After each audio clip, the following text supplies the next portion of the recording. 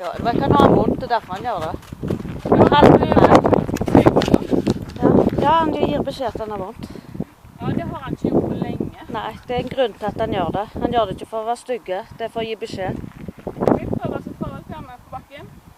Ja, prøv å skritte litt først, for å se hvordan det ble. Jeg synes bare han ble verre. Prøv da. Prøv da litt.